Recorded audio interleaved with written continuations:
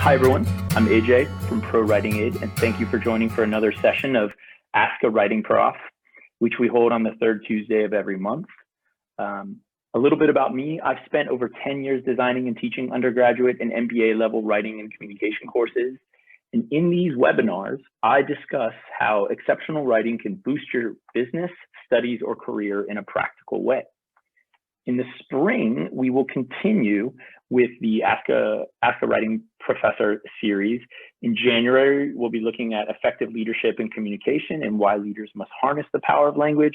In February, we'll talk about why and how great leaders inspire with stories. And then in March, we'll talk about effective leadership and persuasion and how framing, empathy, and understanding can move clients, colleagues, and employees to action.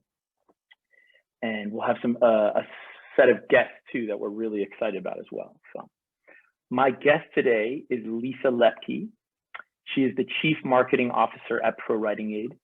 Lisa joined ProWritingAid in 2015 when the company had only a few thousand users and has played a central role in growing the ProWritingAid community to over 1.5 million users today. Lisa, thank you for being here. Hi, thanks. That's funny. The introduction, so it's quite fun being here as the guest today. Thank you very much. Great. I'm glad you're excited to be here. So I'm going to share my screen and we are going to jump in.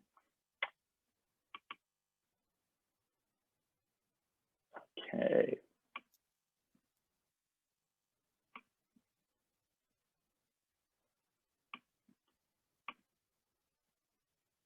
So the title of today's presentation is How to Write a Successful Guest Blogger Pitch, and we have Lisa Lepke here with us. There are three goals for today's webinar. The first is I want everyone to leave with an effective process for pitching yourself as a guest blogger. The second is I want you to see the importance of understanding your audience and fit when trying to get a guest blogger position or pitch. And then the last is I want to enable you to craft effective pitch emails consistently so that these aren't just one-off experiences, but that you have a real specific strategy and process that you can consistently produce effective pitch emails. So the schedule for today, there's three parts to it. The first is we're going to get an insider perspective on marketing, blogs, and guest blogging from Lisa. Then we're going to move into the 5 steps to an effective guest blogging pitch.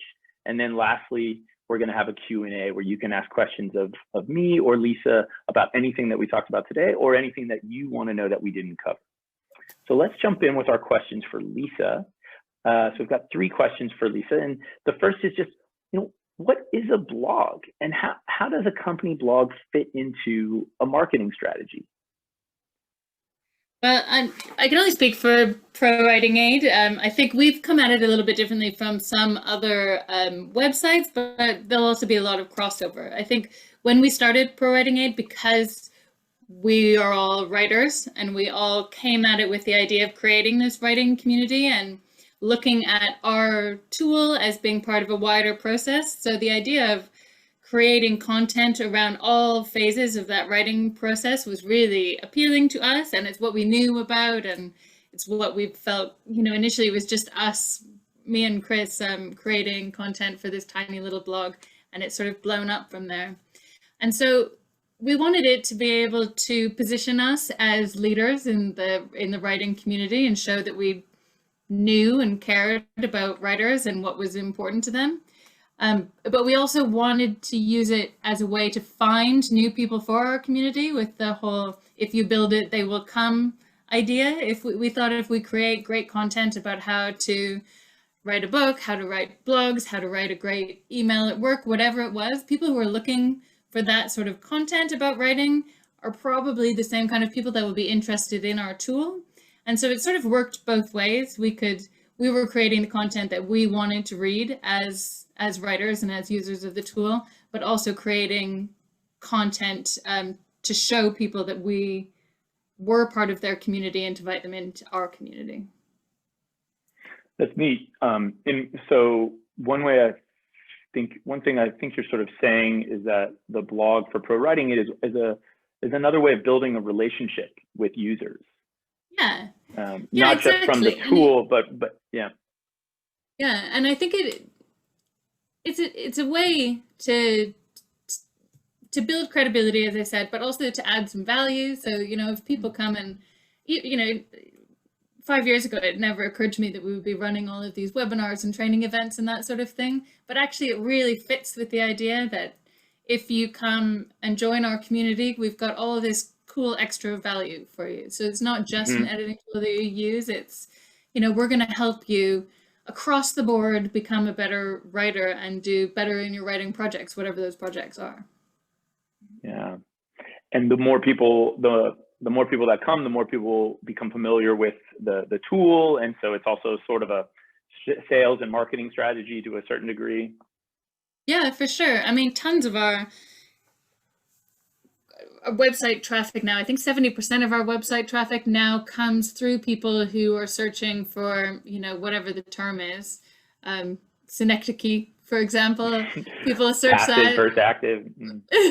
look what it is, and then come along and find it from there. And so we get thousands of people every month who end up on our website looking for something else and then go, oh, what's this? Oh, that ebook looks interesting to me, or oh, I've been looking for another grammar checker because I'm not happy with mine, or whatever it is. And so huge traffic coming in that we know is relevant to writing somehow. And then a lot of them end up becoming ProWritingAid users. Neat. And it's as opposed to advertising, you know, we do some advertising, but not much, because as far as I'm concerned, if I pay money for an ad, people look at it and then I've paid that and then it's gone forever. But if I put really good content out there that people find useful, it just ranks higher and higher in Google, and more people refer to it and more people come here. I mean, some of our best blog posts are from 2016 and they just resonated, and every month they send us 5,000 users, and of those ones, you know, 10% then sign up. And so it's a really, I mean, for me, it's just a really positive way to bring people into the community and find new users. Oh, that's neat. Okay, so question 2 is, you know, what are some of the qualities of a great blog post? I mean, I always say I want people to read the posts on our blog and come away having learned something, and ideally something really actionable, so that they can go and do something differently after they've read it. And so maybe they've read something about passive voice, for example. Then there's like a clear thing that they've learned. Next time they're writing an email, it's top of mind and they've improved their writing. Or it's like bigger picture than that. It's about, you know, how many drafts should your book have before you're ready to publish it, or whatever it is. I just really like things that are really informational and really have a specific how-to takeaway that people can actually use and become better. That's what I always say when I'm asking people to write for us. Yeah, it makes me think of sort of the difference between good teaching and just regular teaching, maybe. And, you know, regular teaching is you just sort of organize information for someone and say, you know, here it is, make something of it. And then great teaching is, you know, really thinking about the user, what their questions are, what their problems are, what their needs are, and then organizing that information so that it actually becomes actionable knowledge. I think that idea, actionable, is a really key quality of a great blog post. It sounds like that's what you're saying. Yeah, I mean, sometimes the word actionable sounds so jargony and I hesitate to use it, but actually everything we do, I want it to be actionable. I want all the advice, you know, in the tool, when you click the information and it gives you the extended blog post that tells you about, you know, depending too much on sticky sentences. I want that to be actionable so that you come away from that knowing exactly what to do. And the goals as well in the summary report, those are actionable. Yeah. That's our whole point in creating those. Here's a little bit of information. Here's how you actually make it work. Yeah, and it seems to me it's almost this idea of like helping people make better decisions or more informed decisions as a result of it being actionable. Yeah, and just really practical. I mean, when I think about when I handed in university papers, I'd get them back afterwards, you know, and there would be some information in there about, you know, the red pen through it, but I already had the mark by then, and so I just didn't really care. I never really looked to try to understand specifically what they were saying so that I could improve, because it all just felt quite separated from what I was doing. Whereas here, ideally, it's less, there's theory, but it's always linked with something that's really actionable. So Yeah. excuse me if I sound like there's too much jargon there, but actionable is just the word that gets it. Yeah. And so what role do guest bloggers play in the blog, and how do they help you do what you're trying to accomplish with the blog? So I love guest bloggers that fill a hole that we don't have. I've got a team of freelance writers that we use for lots of different things, but if somebody fills a hole that has credibility and experience in an area that we don't have, you know, if you're an expert in doing sources on academic papers, I mean, we don't have that. And so, and if there's an interesting angle there, then great. And there's also, I think it's a good way to increase content with new voices, because we tend to use the same sort of 10 writers over and over and over again because they're great. But it's always good to shake that up a bit and have new people bring new ideas in and new perspectives. It also lets us partner with other websites that we think are cool. We get a lot of people who ask if they can pay to guest blog with us, but we don't do that. There's no pay to play on our website. But if they have a website that is pretty cool, that we think has a place for us and there's potential partnership there, then it's a good, then I quite like doing a guest post exchange. It brings their, I was just setting one up this morning with a company that does college admission forms, and admission process, and just helps people through that. And that's a hole that we have. And I think probably their community would be interested in ProWritingAid for improving their applications. And so it's a really nice mix there. And so they're going to write something for us that's going to be really practical. We'll write something for them that'll just help all of their users tighten up all the language in their applications. And so that's a really good benefit of guest blogging as well. And sometimes we just get great posts. Right. And it seems as the more diverse and helpful the kinds of bloggers and posts you have, the more likely people are to continue to see ProWritingAid as a source of value. Like, oh, I imagine ProWritingAid probably has something about that. Yeah, exactly. Yeah. Neat.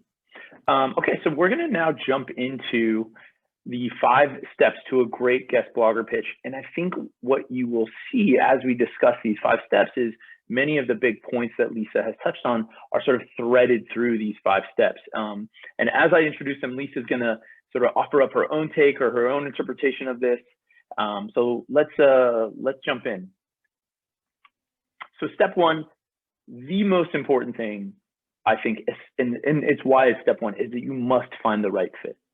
You must figure out how you and the company and the company's blog are aligned. And there's a lot of ways to think about this, but the first way to think about it is, number 1 is, are you aligning your own subject matter expertise with the company's subject matter?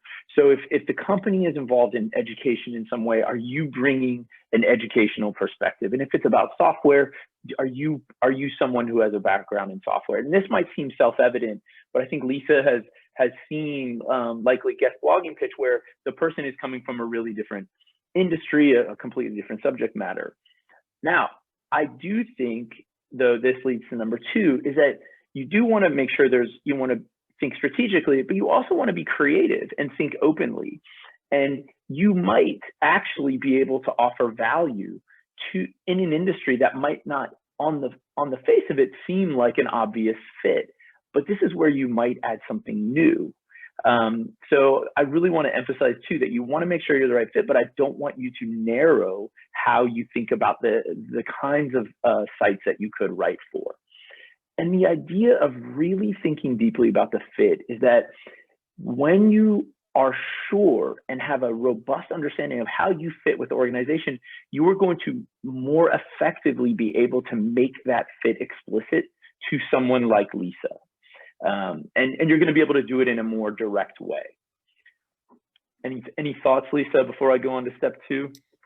Yeah, no, so since AJ and I decided to do this session, I've been sending him like some of my worst pitches, which we're not going to share here because that feels mean. But um, one that I had a couple days ago was started off by saying, I really love all of the content on your blog. It's great. I am also interested in plumbing supplies. Here are some potential job postings. Um, how to find public plumbing supplies in your local area, that sort of thing, which I think a lot of people do. Well, I mean, based on my inbox, a lot of people do. They just try the scattergun approach where they just try and hit as many websites as they can on the hope that something will stick. But I mean, it's pointless. I mean, I don't even there's no way I'm ever going to have anything about plumbing supplies on our website. It's not a fit. It's not anything that any of you are going to be interested in. Whereas if somebody does, I mean, I think plumbing supplies would be tricky, but if somebody came in with a really niche idea, but that I thought was really interesting, but really narrow and specific and still relevant to writers, because that's what it comes down to. Writers is who we're creating blog content for, then that's great. So I think the idea of thinking creatively while still narrowing in on exactly who our readers are, that they're writers that want to learn how to write better. Great. I love a creative pitch. I started to try to figure out how I might link plumbing supplies to the blog, but then I just gave up. I think that's too far of a bridge. But it makes me think of, if let's say I were an artist, I could pitch pro writing and say something maybe like, great, all writers would benefit from understanding these three things that all great artists do for their artist process or something. I mean, that's a little bit verbose, but that's kind of, oh, neat. I've never thought about writers as painters or something. Yeah. Well, and I don't know if it's one of the pitches that you're going to mention, but one of the ones that I really liked earlier this year was, Wilf has said, how to be flushed with success for the plumbing pitch. I like it. Oh, yeah, that's good. That's good. I like that. Clever. You can always count on our viewers participants to come up with something nice. But yeah, the one that I did really like that was unexpected is I got a post that was called garbage sorting for writers. And I just thought, what? Where are you going to go with that? And they had sent the pitch and I clicked in on it, and it was all about how editing is a bit like sorting your recycling and figuring out what's good and what's not and what goes where, and taking things apart. And it was a really smart angle in that made me click to go, what? And I thought everybody else is going to click to go, what? And so great. Yeah, that's neat. Larry actually has a great question. What if you ask a person to be a guest blogger and then you don't like what they say? I'm assuming what Larry's saying is you say to someone, yes, this sounds good, and then when they give you the actual blog post, you're not happy with it.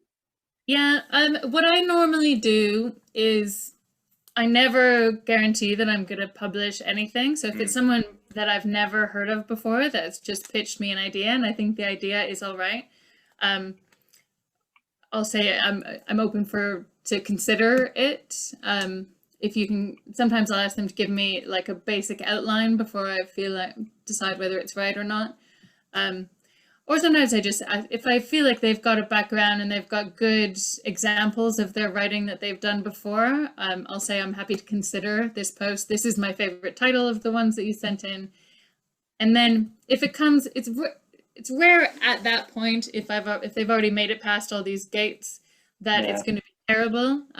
But we do have editors in-house as well that it has happened in the past that there's had to be a fairly thorough edit on something that's come in. And then there have been lots of times when people have sent something as well and pitched it and it just wasn't right. And then I pass. I mean, that's how it works. When you're a writer, you submit things, you hope for the best. Sometimes they get through and sometimes they're not quite the right fit. And so I think that's something you just have to be prepared for when you're pitching ideas. Yeah.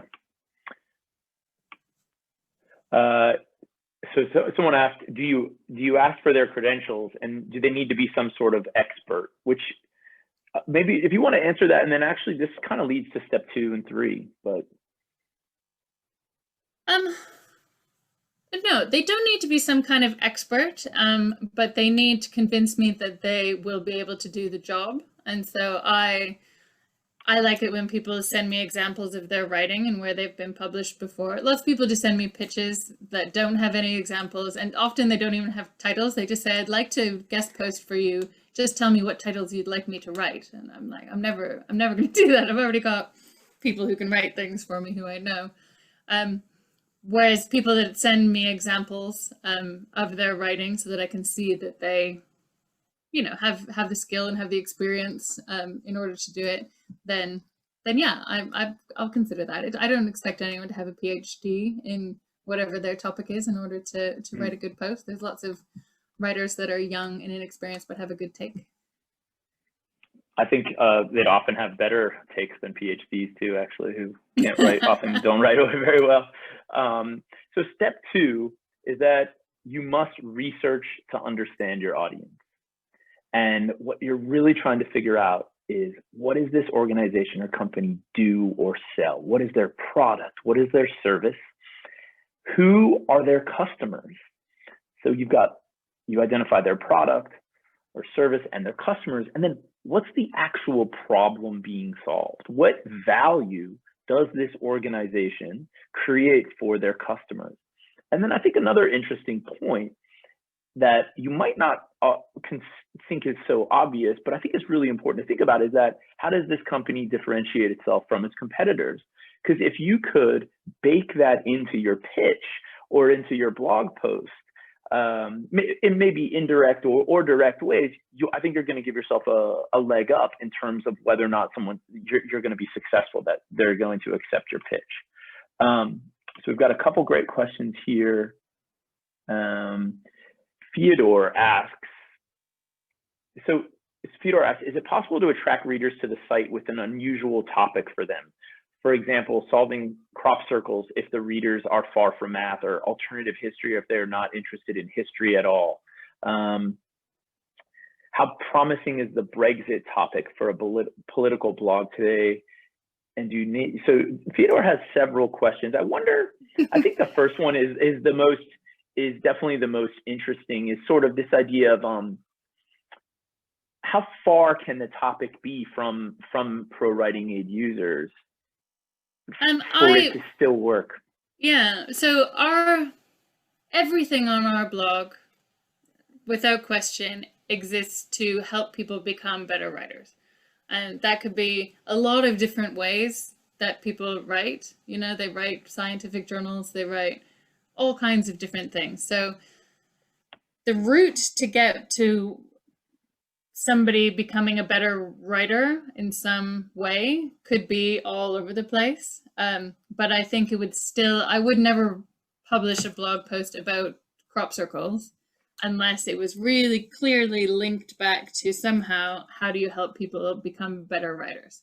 If you could make that link and use crop circles as a metaphor for, creating subplots or whatever it is, then great. But if it's not relevant to that one main thing, which is help people become better writers, then it doesn't work.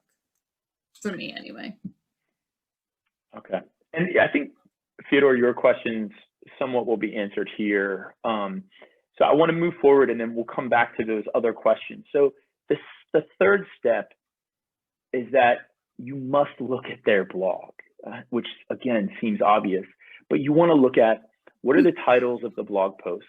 What are the kinds of topics that you're seeing? You could really bring a rigorous process to this, where you could create an Excel file and put all of their blog titles, the topics, and then you could kind of code it, and then you could look at any comments or how popular that post seems to be, and then you could really identify, okay, if I write about this, or these are really popular topics. And obviously what you want to be careful about is you don't want to just repeat what a popular blog post, but you might say that blog post was really popular about X subject, but they haven't talked about this part of X subject. So again, what topics have been covered? What topics were most popular? And then thinking about, who is their ideal reader or persona? Who is the most optimal reader for their blog? And then also just it's what Lisa has really been articulating this whole time, is like, what problem does the blog's content solve for readers? And so if you look at ProWritingAid's blog, you're going to see lots in the business writing blog about, you know, how to write a great sales pitch, which everyone struggles with. How do I write a great cover letter? You know, these are just writer problems, business writer problems. And then if you look at the fiction blog, you're going to see things about how do I publish, or how do I think about plot in a more sophisticated way. Any thoughts on this, Lisa?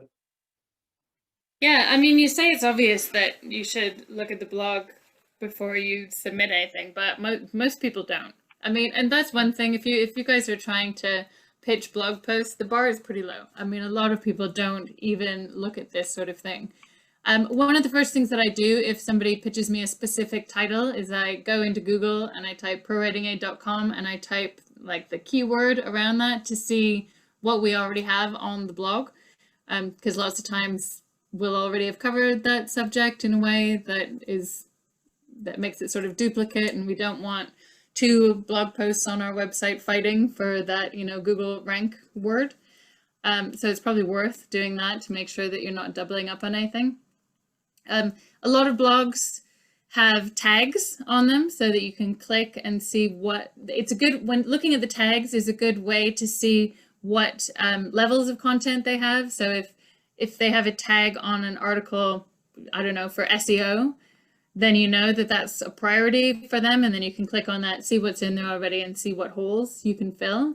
But if they've gone to the bother of making it a tag or a category or whatever they call it on their blog, then it's probably something that's important for them. Yeah, and like on ours and in a lot of blogs, they'll already have some of their blog topic broken into different buckets. If you just click the blog on our homepage, you're taken to like an initial page that says this is the kind of blog content we have. We have it for teachers and students here. We have it for fiction writers here. We have it for business here. And then once you click that, you go into content that's really relevant for you. And lots of blogs do that as well. So that's another way to help get a sense of who their readers are. So if you look at that, you can see that we've got a whole section on bloggers. And then if that's what resonates with you, if you're a blogger, then that's where you want to go and see what the other topics are that are in there and how they format it. Because lots of people have really promotional posts, lots of people like long deep dives, some like short. Whereas, and for us, the ones that we like are the really practical how-to ones.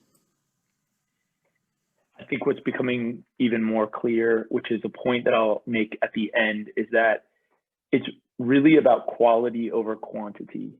And that if you do want to pitch make a guest blogger pitch, you really need to take the time. You know, you really need to spend the time. But if you can have an efficient process for developing the pitch, then you're, you know, it's not going to take as long. But you really do need to take the time to understand the reader and the company that you want to write for. Yeah, I think if you've got 20 minutes and you can send, 50 scattershot ones or one really good, well-constructed pitch, I mean, I would go for the latter. Right. And you'll have done some of the work already as well. So step 4 is identify how you add value and contribute to the company's goals. So you want to brainstorm topics that would educate or solve readers' problems. You want to brainstorm topics that have not been addressed yet. And then you want to brainstorm topics that involve your unique expertise and ethos. So these are 3 different ways, because you might be wondering, well, how am I going to come up with something? How am I going to offer, how am I going to add value? And you can just kind of do this almost a brainstorming workshop of, okay, well, let's start with their reader. Okay, let me look at everything they've said and what haven't they said, and then let me look at, wait, what do I know that might be unique? What's my background that might offer something of value to the blog and to the readers? And I would call it almost a kind of creative drift, right? You might not know exactly what it is, but if you spend time with these questions, these focused questions, like something invariably will pop up. Yeah, well, and I would look at other websites and blogs in the same area and see what, there's lots of tools. I use ubersuggest.com quite a lot to, you know, if there's a keyword that I want, you can enter it in there and you can see what other websites are saying about that topic and what's resonating and what's popular on there, and then see, you know, creating another version of that to pitch, to offer up as is a useful way to go about it. I'll put that in the chat to everybody. Ubersuggest.com. Ubersuggest.com, yeah. It's a Neil Patel tool. Oh, cool. I think it's still free. They may have changed that a little bit. You'll at least get some free ones on it. But the other thing I would say, just to go back to brainstorming ideas, is go specific, I think. I mean, I get so many posts that are how to stay productive as a writer. 1, turn off your phone. 2, carve out time in your day. 3, like, everybody's read that post 100 times. I'm not posting that. It's really it's vague and broad and not interesting and specific. Same with writer's block. How to get past writer's block. I'm done. I'm not posting any more of those. I want something that's interesting and specific, as opposed to how to write a book, how to write a blog post, anything like that. I wonder, you know, as someone who writes blog posts and find it very challenging, I wonder sometimes too if we think that our ideas need to be sort of bigger than they actually are. And I think your point about being precise. So I think there's almost a value in thinking about how can I have one really great idea and then break it into parts so that it's super explicit and, you know, and here we go, actionable. So just kind of sit with one idea and just really explain it, provide examples, show how it could be used in different contexts, rather than, as you say, like 5 steps to becoming a great writer. Yeah, I mean, that's something that we've learned over the years, and even with the webinars that we've been doing, one of the most popular webinars we did was how to write horror, which initially we thought that's a small group, that might not be that popular, but actually because it was a small group, the people that did write horror went, oh, that's for me. Whereas something that was, you know, just more vague about writing books wouldn't resonate in the same sort of way. Right. And same with ranking for Google terms. I mean, something that's quite specific, there might not be huge traffic for that sort of term, and there might not be that many people looking for this thing, but when you find it, and when they're looking for it, that's exactly who you want, and they're finding exactly the thing they're looking for. So I think, you know, make your post how to edit your fantasy book, or how to book publishing for kid lit, or whatever it is. Like, make it specific so that when people are trying to decide whether to click, they immediately go, oh, that's for me. Oh, that's that thing. Oh, and it resonates. Nice.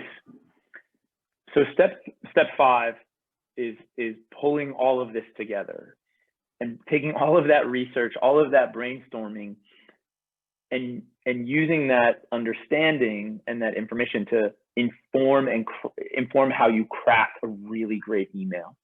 So to me, the only way to approach complexity is simplicity. And so there's 3 parts to this email. The first is you are just going to introduce yourself.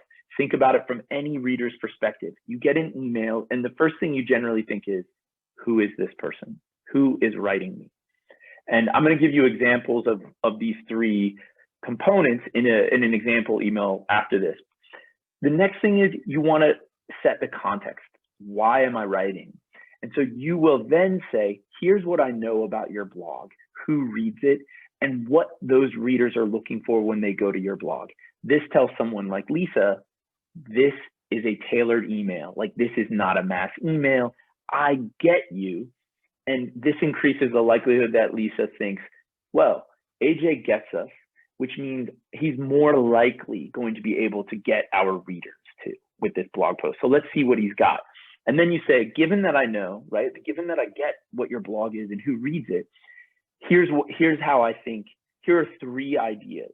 Here are 3 titles for different blog posts that I would like to pitch to you. I have 2 example emails that illustrate this 3-part.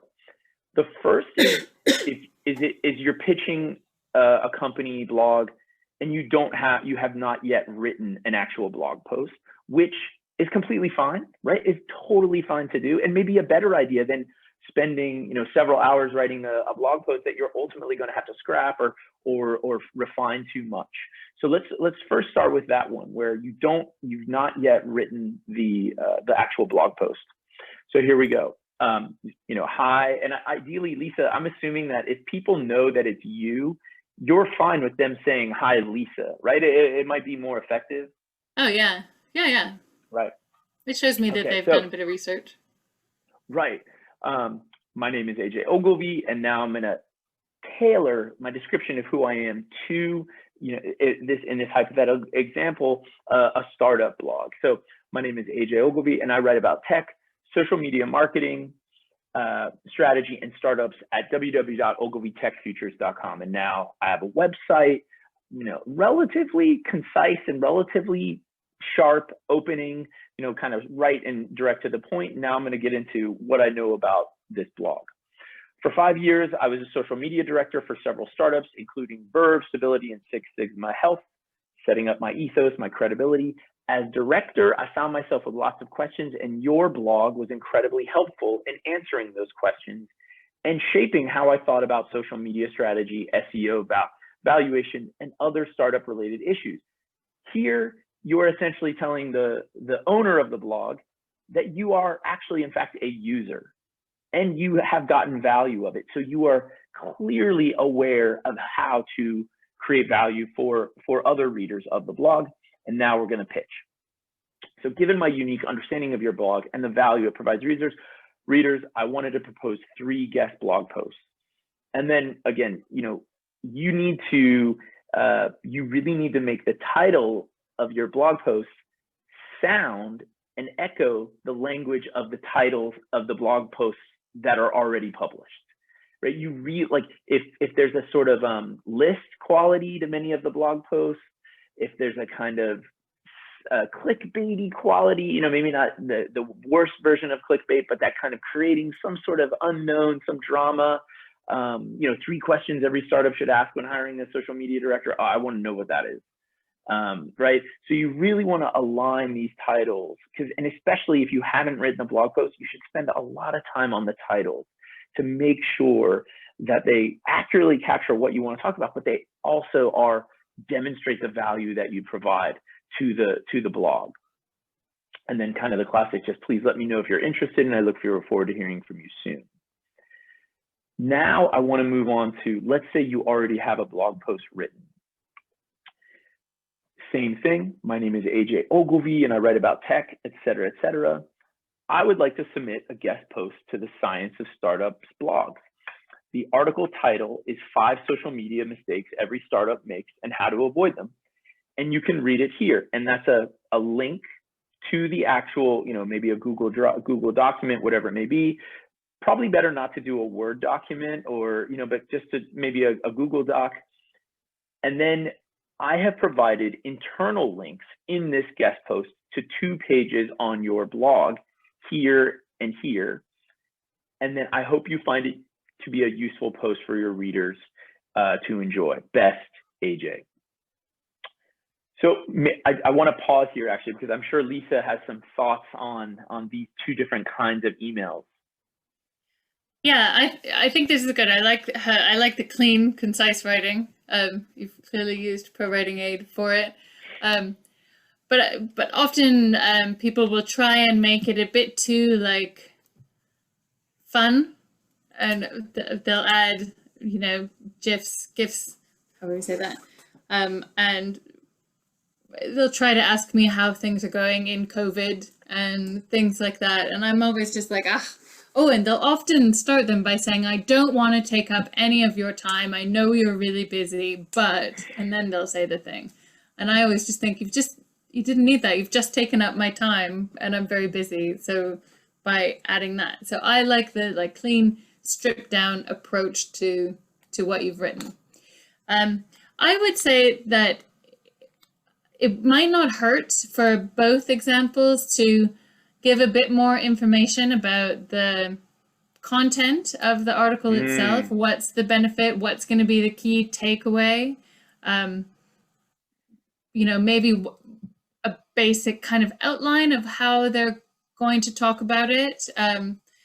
Just because I like ours to be so actionable, I want to know what's the benefit, what's going to be the key takeaway that people, once they read this, are going to come away having learned. So people who actually put that in the pitch and answer that question for me are just going to be that much further along, because that's the question I'm going to be asking in my head and trying to figure out here. I think what you're bringing up is this idea of how do you write an email so that someone like Lisa doesn't have to work at all? That you I don't want to work. Well, no, but none of us do. No, right? no, it's true. I don't. But it's such a great point though, that the key takeaway, and I think that would be really helpful underneath each of these titles, is even just maybe key takeaway. Readers want to know this. This blog post does this.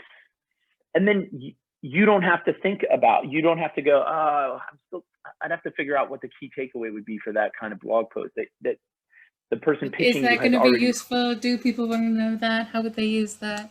Is that for writers? Is it, especially things like, there's a lot, I get pitched a lot of ideas about SEO, for example. Like, I want to know that 5 SEO mistakes every whatever makes, how is that actually going to link back to information for writers? How is it going to be, is it going to talk about author pages? Is it going to talk about LinkedIn profiles? Like, what's the direct link back to who our readers are, who our community is? So just make that clear so that I don't have to try and figure it out. And it seems that oh, go ahead. I was just going to say, and every time I have to go and ask for more information, it's just time. Right. Yeah. And perhaps the more creative, or the further your topic is from being an obvious topic, the more you will have to make the takeaway explicit. Yeah, like garbage sorting for writers. Right. She explained exactly how that was going to work, because it's not obvious there. And she didn't write the whole article or anything. She was still just pitching a post, but she told me what the key takeaways were going to be. She gave me some information about how she wanted to structure it. She answered those questions for me in the pitch. And in a sense, you also got a taste of kind of what kind of writer she is. Yeah. In that mini explanation, it's almost like a test run. The other thing I think is obvious as well is we often think about, how do we get the person to say yes to this guest pitch? How do we get them to say yes? But the benefits of writing a really well tailored and the benefit of identifying the key takeaway for your blog post is also that it's just going to be a great blog post for the users, and they're going to comment on it. They're more likely to link to it, to share it. And so the benefits of doing all this stuff, of doing this difficult work, go beyond just securing the post. Yeah, because I want quality pieces that make people think that when they finish reading it, they think, oh, that was really good. I bet my friend Betty would really like that. I'm just going to send it over to her. I'm going to share it in my WhatsApp group. I want it to be quality and unique and something that people want to share. Yeah. Okay, so 4 big things to keep in mind. You must follow up, but I think you need to do it very thoughtfully. And everyone has different philosophies of following up. My own view would be wait at a minimum of, maybe 7 business days, 5 to 7 business days. The other part of this philosophy is that when you follow up, you cannot just, reply to the email that they didn't reply to and say, just checking if you saw this. I think you need to add something new to the follow-up email and say, I've added another part that I think could be helpful, or give Lisa some reason to think that she was wrong, or missed an opportunity by not seeing the original email. But I think what's better is to see how Lisa thinks about follow-up emails in terms of this. I think follow-up emails are only, I mean, I get a lot of people who I think who have automated email systems where they send the one and then they send the one afterwards and then the one afterwards. And if your first approach was a scattergun approach and that you clearly hadn't put the thought into, you can follow up all you want and you're still not going to get anywhere with it. But I get a lot of stuff coming in, and often guest blog posts won't be priority for me. So having a little follow up a little bit later. Sorry, I think there might be an 8-year-old trying to come in. Following up on that, just to add something new and to bring it to the top of mind, I think is probably quite smart. Yeah, I mean, people are busy, right? And people might see your email and open it in the middle of something. And again, this might not be all the time, but I've often found personally that I actually appreciate when people follow up, especially when it's just thoughtful. And when I know that their initial email was driven by a desire to create value for me, and not just a very basic, again, like you say, the spray and pray, kind of approach. So the other idea I think that is helpful is look for a personal connection or link with the marketing manager. So, everyone has different views of this too, but if there's just some way that, maybe you find out that the marketing manager worked at a company that you used to work at, or, just some little thing to separate you or differentiate you from the thousands of people that are emailing them. And again, you have to be careful with this, right? Everyone has different views on this, but you have to figure out what might.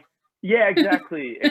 So, I saw in your Facebook post and we're not, but maybe even, I even think I often, I talk to students about this a lot. I often think that what might sound cheesy is still, or inauthentic, can still just often be interpreted though as like, oh, hey, at least he's trying to connect, So I live in LA. If someone were to say, hey, AJ, I see that you live in LA. Like I spent a week there last summer and had a total blast in Venice Beach.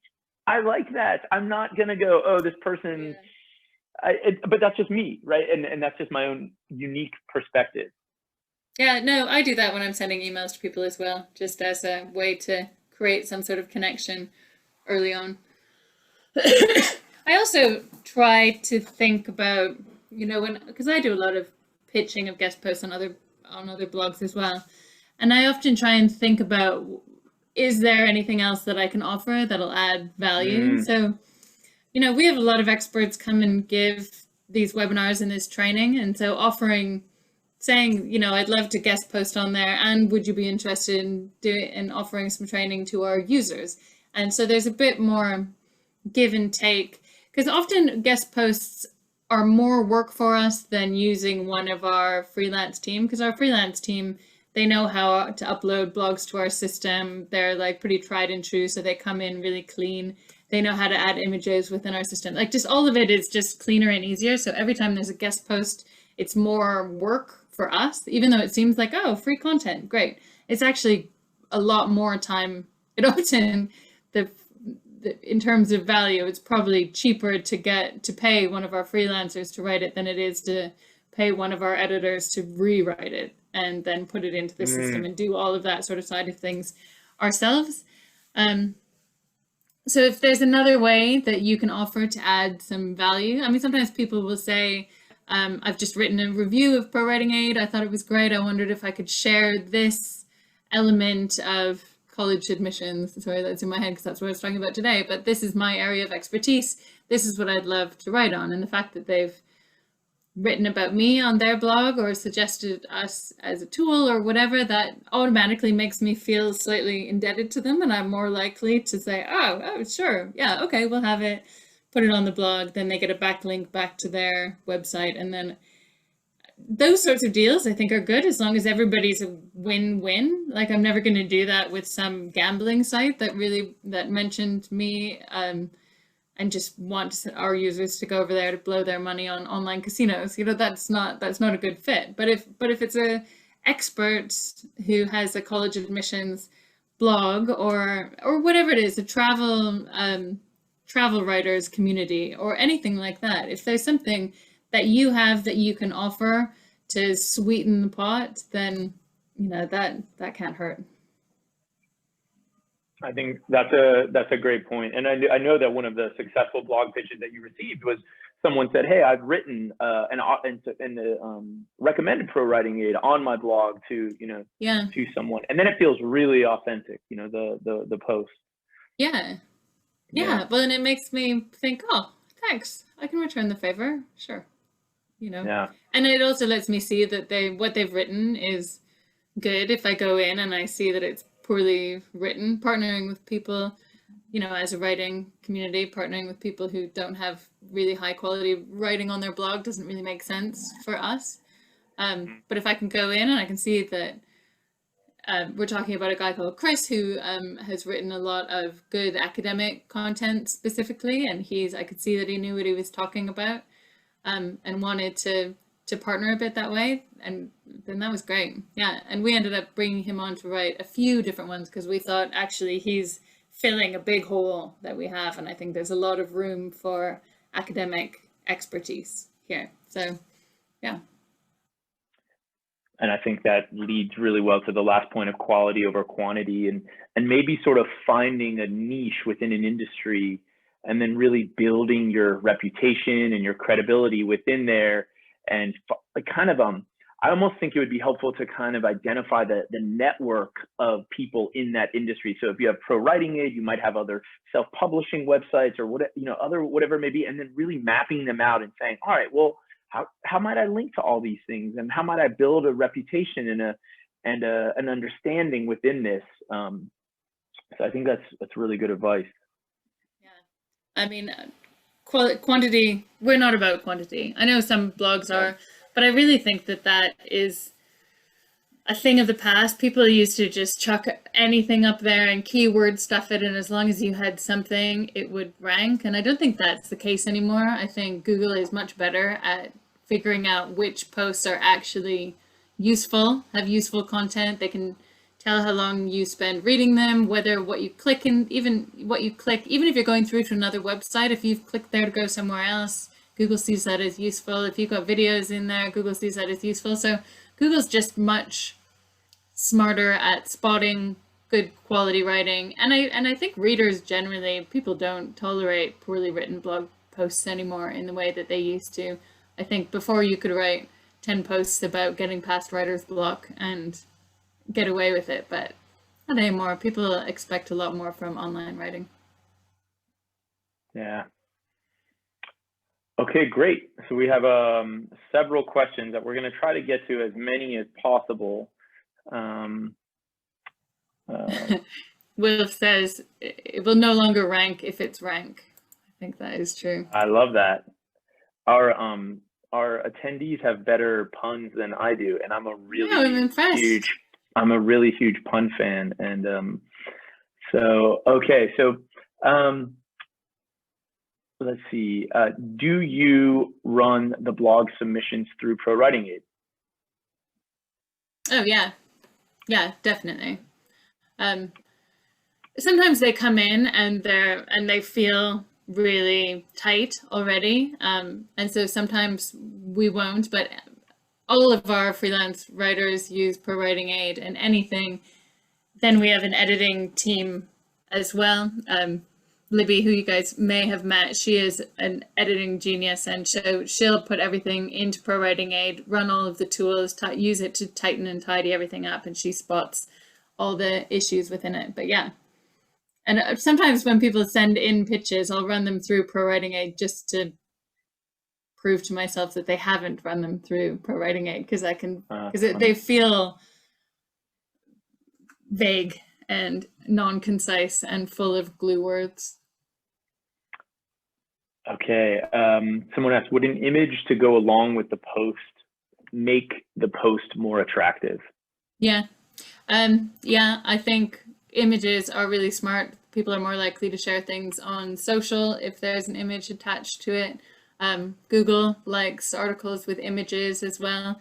And so if you've got a blog post that you're sending in, there's lots of places where you can find royalty-free images like Upsplash, and there's tons of them. If you search royalty-free images, there's lots of places you can get great images. And yeah, Images are really good for setting a tone, and as soon as people click into it, if it's a good quality image, then yeah, I think so. Stick one in. Okay, good to know.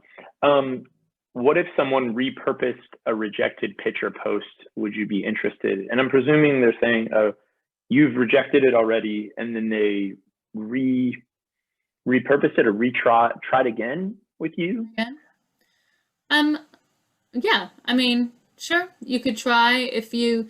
I don't have time to give a lot of detailed feedback onto posts that come in, just because it takes time, and ProWritingAid is a busy startup and nobody's got enough time to do anything. So I don't have time to like go and give a lot of feedback to posts that come in that aren't right. But if you took it away, ran it past someone else, tried to tighten it up, make the argument more clear, if you try and improve it and want to pitch it again, sure, why not? Okay. So we have a lot of great questions. We're not going to be able to get to all of them, but I do think there was another one, a great question that we didn't really ask about, is that what are the advantages? Why do people want to guest blog if they're not compensated? Generally to build their profile. I think if you're trying to set yourself up as an expert in some area, I think it's a good way to be able to say, well, I've been published here, here, and here. Here are some examples of my writing. If you've got a blog or a website that you're trying to promote, having links, because our website ranks really highly with Google, having links from our blog back to your website is going to help you rank higher in Google, because Google always counts how many links come into your site to help just try and decide whether or not it's important. If you're looking for users that are from the writing community, if you're trying to promote a course that you're working on or something like that, and you can see that your prospective students probably hang out on our blog, that's a good way to do it there. Yeah, those are probably some of the key reasons. Some people just want the experience. It's a good way to practice your craft, to just get published in all these different places. Okay, great. So if we didn't get to your question, is there a way that we could have any thoughts on this, Lisa? If people wanted to ask more questions I think they're mostly to you. Any thoughts on this? Yeah, sure. Send your questions through. So they'll reach me if you just send them to hello@prowritingaid.com and put attention Lisa at the top. Yeah, I'm happy to answer some questions. Great. Thank you everyone for joining us today. You will get a link in your email. Annabella asked about getting a copy of this recording, and you will get a link to this session in your email. Thank you so much for joining us today. Thank you, Lisa, for being a super interesting guest discusser. It was fun being the guest. And we hope to see everyone in January for the next version of Ask a Writing Professor. So take care. Have a great holiday, everybody. See you in the new year.